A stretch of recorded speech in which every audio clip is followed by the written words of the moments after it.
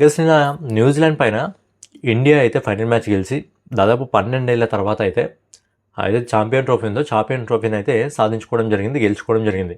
So నిన్న India మొత్తం హ్యాపీగా ఉంది, ఇండియా మొత్తం సంతోషంగా ఉంది. చాలామంది ఫ్యాన్స్ అయితే ఇండియాలో వేరే వేరే ప్లేసెస్లో ఉన్న వాళ్ళందరూ కూడా సెలబ్రేట్ చేసుకోవడం జరిగింది. కానీ కొంతమందికి ఇష్టం లేదు అది. ఏదైతే మన ఇంటి బయట పాకిస్తాన్ ఉందో పాకిస్తాన్ వాళ్ళకి ఇండియా గెలవడం ఇష్టం లేదు. ఎందుకంటే పాకిస్తాన్ హోస్ట్ చేసింది, ఇండియా రోస్ట్ చేసింది. సో ఇక్కడ పాకిస్తాన్ దేశానికి అయితే ఇష్టం ఉండదు. కానీ మన దేశంలో ఉన్న వాళ్ళకి కూడా కొంతమందికి ఇష్టం లేదా?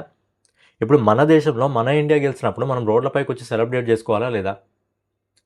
నిన్న హైదరాబాద్లోని దిల్సుఖ్ నగర్లో ఫ్యాన్స్ వచ్చి సంబరాలు చేసుకుంటే ట్రాఫిక్ అంతరాయం కలుగుతుంది అని చెప్పి పోలీసులు అయితే వాళ్ళ పైన లాఠీ చార్జ్ చేయడం జరిగింది. అలాగే నిన్న కరీంనగర్లో కూడా ఇలాగే రిపీట్ కావడం జరిగింది, తొందరగా వెళ్ళిపోండి అని చెప్పి.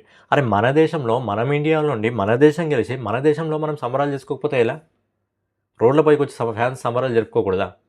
అదే ఏదైనా రాజకీయ పార్టీ మీటింగ్లకు ఏదైనా హీరోలు వస్తే ఏదైనా ర్యాలీలు ఉంటే న్యూ ఇయర్ పార్టీ రోజు తాగడానికి మాత్రం పర్మిషన్లు ఇస్తారా?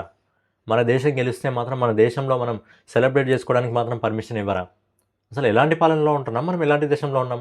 మన దేశంలో మన దేశం గెలిస్తే మన దేశంలో సెలబ్రేట్ చేసుకోకుండా పక్కనున్న పాకిస్తాన్లోనో లేకపోతే నేపాల్లోనో భూటాన్లోనో చైనాలోనో ఇలా వేరే దేశంలో వెళ్ళి సెలబ్రేట్ చేసుకుంటామా? ఇప్పుడు పాకిస్తాన్లో గెలిస్తే మన దేశంలో సెలబ్రేట్ చేసుకోవాలా? ఎలాంటి పాలనలో ఉన్నాం మనం అసలు?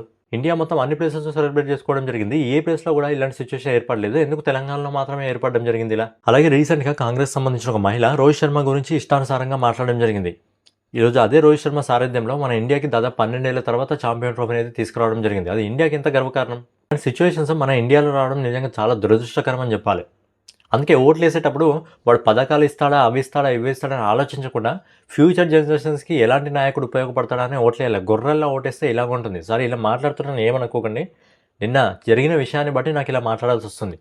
రాబోయే కాలంలో నాయకత్వం ఎలా ఉండాలి, మనకు పైనవాడు ఎలా మనం పాలించాలి, అలాగే ఫ్యూచర్లో మన జనరేషన్ తర్వాత రాబోయే జనరేషన్స్ ఎవరి చేతిలో ఇబ్బంది పడబోతున్నారో ఒక్కసారి ఆలోచించి ఓటేస్తే బాగుంటుంది. నాకు తెలిసి ఒక 20-25 సంవత్సరాల తర్వాత ఫ్యూచర్లో నాకు తెలిసి ఇండియాలో కొన్ని గవర్నమెంట్లు వస్తాయి. ఇండియాలో ఉన్న ఫ్యూచర్ జనరేషన్స్ అయితే చాలా అంటే చాలా ఇబ్బంది పడాల్సి వస్తుంది. అందుకే ఓట్లు వేసేటప్పుడు ఆలోచించి ఓట్లేసేయండి.